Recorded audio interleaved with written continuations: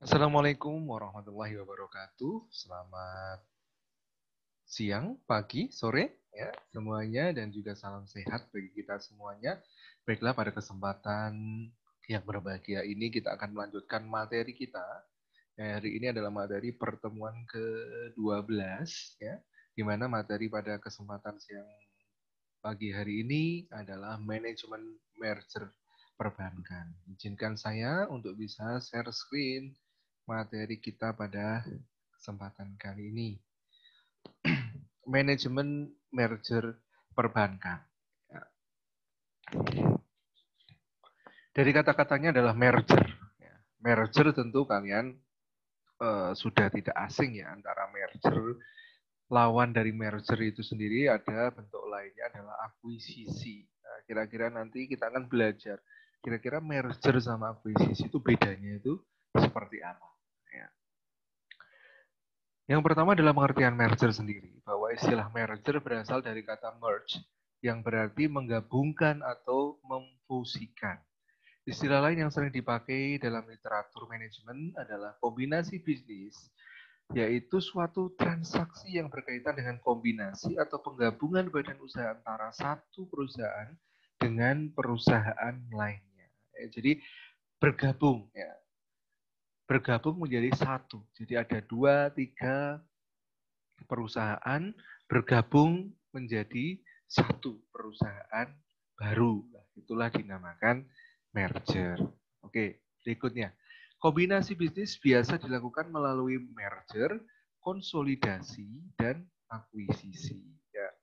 Lalu yang pertama kita akan bicara tentang merger terlebih dahulu. Ya, merger adalah penggabungan perbuatan hukum yang dilakukan oleh satu perseroan atau lebih untuk menggabungkan diri dengan perseroan lain yang telah ada, yang mengakibatkan aktiva dan pasifa dari perseroan yang menggabungkan diri tersebut beralih karena hukum kepada perseroan yang menerima penggabungan, dan selanjutnya status badan hukum perseroan yang menggabungkan diri berakhir karena hukum. Nah, itu adalah merger ya, penggabungan dari sisi hukumnya.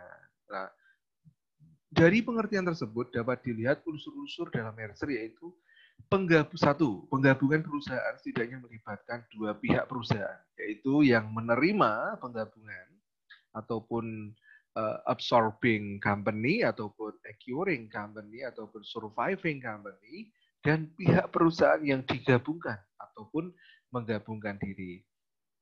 Perusahaan yang menerima penggabungan ataupun surviving company akan menerima atau mengambil alih seluruh hak dan kewajiban aktiva dan pasifa dari target company.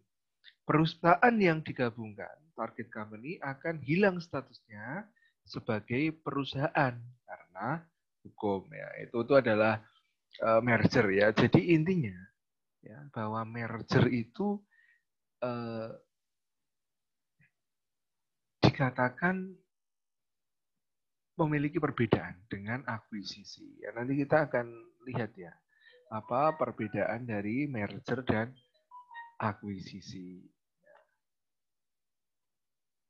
Oke.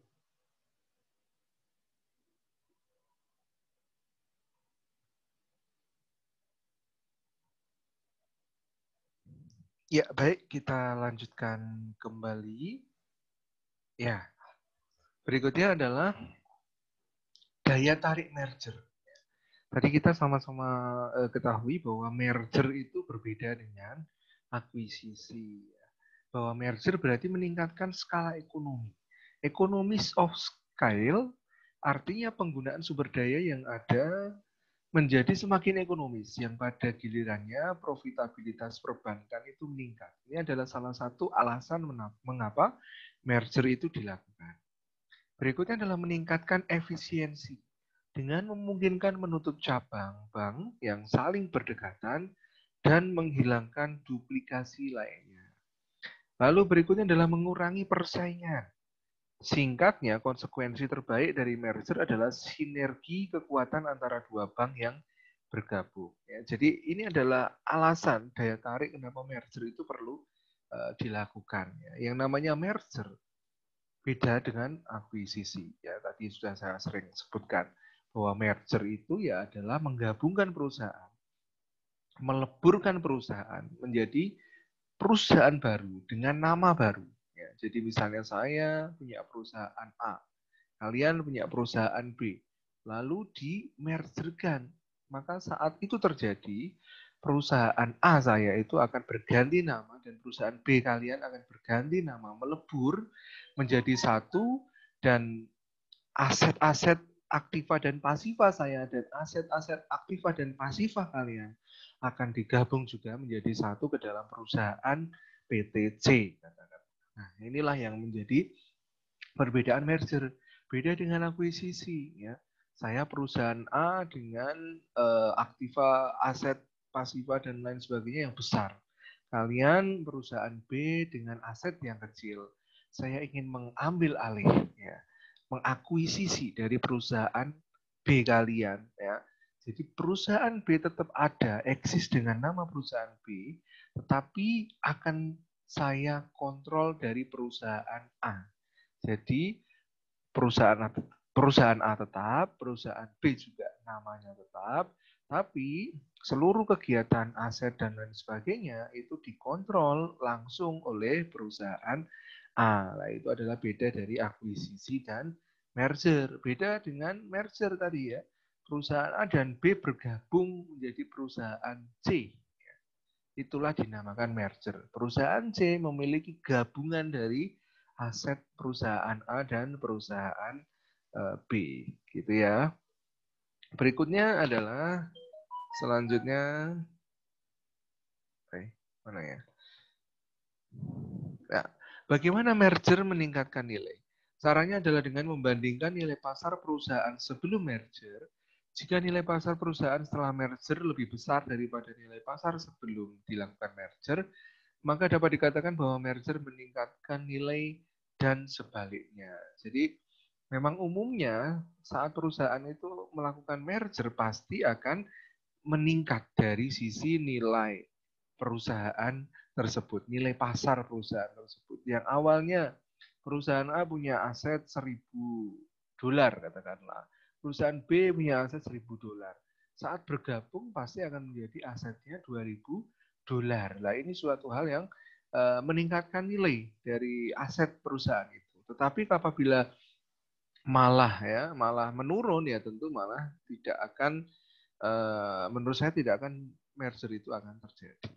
Apa yang membuat merger tidak menarik? Ya, jadi ternyata merger itu juga ada yang menarik dan ada yang tidak menarik. Lalu kapankah saat perusahaan itu layak untuk di-merger sehingga sangat menarik, dan kapan perusahaan itu tidak menarik untuk bisa dilakukan merger adalah dalam pertimbangan keuangan. Ini yang paling penting, ya. Merger menjadi problematika ketika pembelinya tidak memperoleh keuntungan investasi, return on investment yang diharapkan dalam waktu tertentu. Jadi hitung-hitungannya harus jelas nih, ya. Mau saya merger itu apakah nantinya akan meningkatkan aset saya ataupun malah justru dapat membuat kerugian pada diri saya. Salah satu standar kinerja yang umum adalah merger. Seharusnya tidak menimbulkan pengurangan pada penghasilan per saham atau earning per share, EPS dari perbankan pengakuisisi lebih dari 5%. Jadi intinya bahwa merger tidak akan terjadi saat dari proses penggabungan perusahaan itu malah justru tidak mengalami peningkatan nilai, tidak mengalami peningkatan investasi, tidak mengalami peningkatan earning per share dari saham yang ada di dalam perusahaan yang dilakukan merger itu. Maka apabila itu terjadi, ya pasti merger tidak akan terjadi. Ya. Jadi intinya bahwa apabila tidak menguntungkan, pasti merger tidak akan terjadi. Berikutnya adalah prosedur penilaian kelayakan merger. Jadi dalam menilai apakah perusahaan itu layak untuk kita merger atau tidak, ya ada beberapa kriteria. Kita lihat sejarah masa lalunya, kepemilikan dan manajemennya. Apakah memang masa lalunya kelam, masa lalunya penuh dengan ketidakpastian, Kepemilikannya siapa? Ya, kita bisa lihat latar belakang kepemilikannya. Oh, ternyata kepemilikannya memang punya sejarah baik, manajemennya juga baik. Nah, itu pertama. Lalu berikutnya adalah keadaan neraca. Ya. Kita lihat ya debit kreditnya dari perusahaan ini selama kurun waktu tertentu. Kira-kira laporan keuangannya ini apakah memang sudah sesuai, baik, dan menarik ataupun tidak. Apabila malah justru banyak hutangnya, banyak kerugiannya di dalam neraca laporan keuangannya, maka ya perlu kita jadikan pertimbangan. Track record ataupun pencatatan pertumbuhan dan kinerja operasional. Ini juga menjadi penting ya. Jadi track recordnya dalam kurun waktu tertentu itu seperti apa? Apakah sudah baik? Apakah buruk? Apakah layak untuk bisa dilakukan merger? Berikutnya adalah kondisi laporan laba rugi ataupun cash flow-nya. Apakah selalu rugi ataupun selalu untung ataupun kadang untung kadang rugi. Kondisi potensial nasabah yang dilayani oleh bank yang menjadi target. Jadi apakah perbankan itu memiliki tingkat likuiditas yang baik, nasabah yang banyak dan lain sebagainya. Struktur persaingan pasar yang dilayani oleh bank. Ya, jadi kalau kita bicara perbankan, ada beberapa perbankan yang memang menjadi salah satu bagian sejarah dari merger, yaitu adalah Bank Mandiri ya. Bank Mandiri merupakan penggabungan dari beberapa bank ya, Bank Dagang Negara, Bank Ekspor Impor ya, dan lain sebagainya. Ada 4 perbankan ya, bergabung menjadi satu. Mereka tidak memakai perbankan mereka sendiri. Mereka menggabungkan, memerger perusahaannya menjadi satu nama baru, entitas baru, yaitu Bank Mandiri. Di mana dengan entitas baru itu tidak hanya entitas nama yang mereka rubah, tetapi juga aset yang mereka miliki juga akan semakin besar. Dan kita ketahui bahwa Bank Mandiri juga salah satu bank yang besar ya di Indonesia saat ini ya. Itu salah satu contoh dari merger. Lalu berikutnya adalah konsolidasi, peleburan. Adalah perbuatan hukum yang dilakukan oleh dua perseroan atau lebih untuk meleburkan diri dengan cara mendirikan satu perseroan baru yang karena hukum memperoleh aktiva dan pasiva dari perseroan yang meleburkan diri dan status badan hukum perseroan yang meleburkan diri berakhir karena hukum. Ya, jadi beda dengan merger ya. Beda dengan akuisisi ya. Konsolidasi di sini lebih mengarah dan juga lebih mirip dengan merger. Artinya apa? Bahwa dua perseroan itu akan bergabung menjadi satu unsur baru. Ya. Nah, kita lihat di sini dari pengertian tersebut dapat dilihat unsur-unsur dalam merger, yaitu peleburan perusahaan setidaknya melibatkan 3 pihak, yaitu setidaknya ada 2 perusahaan yang melebur. Lalu perusahaan-perusahaan yang melebur akan hilang statusnya sebagai perusahaan karena hukum. Ya, jadi membentuk suatu perusahaan baru. Ini adalah unsur-unsur dalam merger ya. Perusahaan baru akan menerima ataupun mengambil alih seluruh hak dan kewajiban aktiva pasiva dari perusahaan yang melebur. Ya. Merger maupun konsolidasi, kedua-duanya menghasilkan kombinasi ataupun penggabungan aset dan liabilities perusahaan-perusahaan yang bergabung maupun yang melebur. Jadi merger dan konsolidasi ini menghasilkan penggabungan, sama-sama menghasilkan penggabungan aset dan liabilities perusahaan. Ya. Perbedaannya itu hanya terletak pada eksistensi hukumnya. Pada merger, the acquiring atau surviving firm mempertahankan nama dan identitasnya dan mengambil alih semua aset dan liability dari the accurate ya ataupun target company, dan setelah merger eksistensi target company sebagai badan hukum itu berakhir.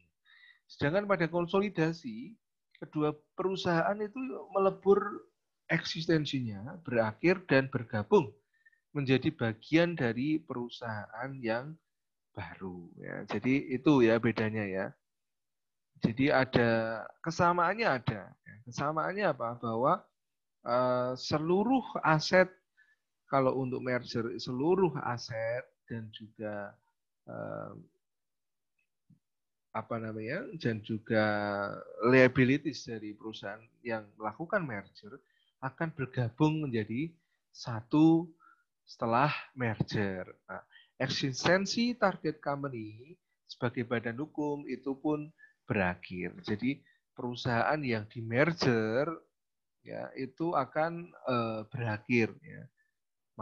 Akan bergabung menjadi perusahaan yang memiliki ataupun yang dikatakan sebagai occurring ataupun surviving firm itu sendiri. Jadi digabung, ya, bergabung. Tetapi yang bergabung itu tidak memiliki nama lagi di dalam perusahaannya. Sedangkan pada kondisi konsolidasi, kedua perusahaan yang melebur, eksistensinya itu berakhir. Ya. Bergabung menjadi bagian dari perusahaan yang baru. Ya. Itu tergantung kesepakatan nantinya. Sebetulnya prinsipnya hampir sama antara merger maupun konsolidasi. Nah, akuisisi merupakan hal yang berbeda.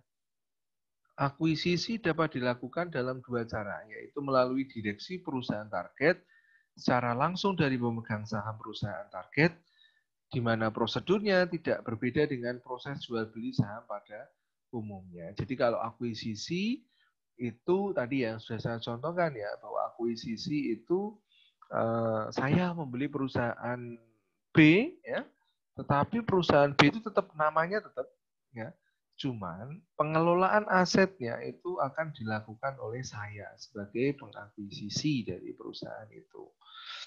Akuisisi aset seperti telah dijelaskan, direksi wajib meminta persetujuan RUPS ya, Rapat Umum Pemegang Saham, untuk mengambil alih kekayaan perseroan atau menjadikan jaminan utang kekayaan perseroan yang merupakan lebih dari 50% jumlah kekayaan bersih perseroan dalam satu transaksi ataupun lebih, baik yang berkaitan satu sama lain maupun tidak. Ya. Jadi dalam mengakuisisi biasanya adalah kita harus memiliki lebih dari 50% saham, 50 plus 1% dari total saham yang dimiliki perusahaan itu untuk bisa dikatakan kita mengakuisisi dari aset perusahaan tersebut.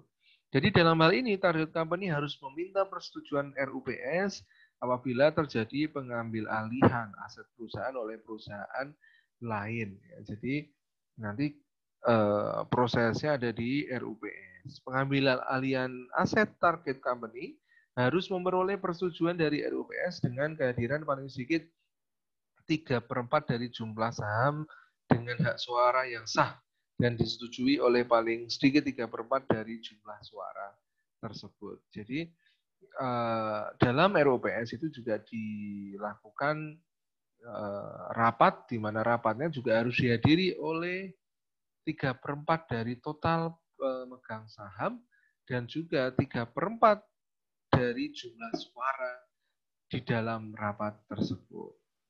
Bentuk-bentuk merger ada yang namanya merger horizontal ya. Merger horizontal ada tujuan utamanya adalah mewujudkan efisiensi dalam produksi. Misalnya dalam merger antar bank, merger antara firma akuntan publik. Jadi sesama jenis ya. Merger bank dengan bank menjadi satu, bergabung ya. Maka itulah dikatakan merger horizontal. Lalu apa yang merger vertikal? Yaitu merger yang merupakan kombinasi antara satu perusahaan dengan perusahaan lainnya yang kegiatan operasional atau bidang usahanya menunjukkan adanya hubungan sebagai produsen dan suppliernya. Ya, contohnya misalnya adalah merger perusahaan perkebunan karet dengan perusahaan produsen ban. Jadi kan ban membutuhkan karet. Nah, makanya dari dua perusahaan, dari perusahaan perkebunan karet dan juga ban melakukan merger. Nah, ini dikatakan merger vertikal. Berikutnya adalah merger konglomerat, yaitu kombinasi antara suatu perusahaan dengan perusahaan lainnya yang tidak saling memiliki hubungan, baik dalam jenis usaha maupun tingkat operasi yang kegiatannya. Ya, contohnya adalah merger antara Mobile Oil ya dengan Montgomery Ward. Ya. Jadi Mobile Oil di sini merupakan perusahaan oil ya, perusahaan minyak ya. Tetapi mereka merger dengan perusahaan Montgomery Ward yang tidak memiliki sangkut paut dengan minyak, yang tidak memiliki sangkut paut dengan perusahaan tambangnya. Ya. Jadi benar-benar perusahaan ini beda. Ya. Tidak ada sangkut pautnya sama sekali. Ya. Berikutnya adalah merger congeneric, yaitu kombinasi antara suatu perusahaan dengan perusahaan lainnya yang kegiatan operasinya masih berada dalam satu hubungan antara satu dengan yang lain, akan tetapi hubungan tersebut belum dapat dikatakan sebagai produsen terhadap produk yang sama ataupun kompetitor, dan bukan juga hubungan antara produsen dan supplier. Contohnya adalah dalam praktik merger antara Baker and Company dengan perusahaan asuransi Prudential, Sony, dan Ericsson. Ya, jadi Baker Company di sini bergerak di bidang yang berseberangan dengan perusahaan-perusahaan yang diakuisisinya. Ya. Prudential, ya, Prudential kita tahu ya perusahaan asuransi. Sony kita tahu dulu bergabung ya Sony Ericsson ya menjadi sebuah perusahaan telekomunikasi. Tapi saat ini Sony juga sudah dibeli dan Ericsson sendiri sudah dibeli menjadi suatu perusahaan yang berbeda. Ya. Jadi intinya bahwa kombinasi suatu perusahaan dengan perusahaan lainnya di mana tidak ada hubungan sama sekali, baik itu vertikal maupun horizontal. Ya. Motivasi atau tujuan merger adalah tadi efisiensi atau sinergi, kekuatan pasar, keuntungan pajak, ya ini juga berpengaruh, ya, undervaluation dan prestise. Ya. Adapun tahapan dalam merger dan akuisisi adalah tadi yang pertama adalah persetujuan RUPS. Jadi apakah para pemegang saham ini dalam rapat umumnya itu setuju atau tidak saat perusahaan ini akan di merger ataupun diakuisisi. Rancangan merger dan akuisisinya seperti apa? Lalu pengumuman ya kepada khalayak umum bahwa perusahaan ini akan ataupun sudah di merger ataupun diakuisisi, akte merger, persetujuan atau pemberitahuan ke Menkumham, dan pengumuman akhir. Itulah tahapan dalam merger dan akuisisi. Ya. Mungkin itu dulu untuk materi kita pada kesempatan yang berbahagia ini. Apabila ada pertanyaan, silakan bisa tinggalkan di kolom komentar. Terima kasih, mohon maaf apabila ada salah perkata. Kita harapkan sama-sama kita dapat melalui pandemi saat ini dengan keadaan tetap sehat dari awal hingga akhir dari masa pandemi ini. Terima kasih. Wassalamualaikum warahmatullahi wabarakatuh. Salam sehat.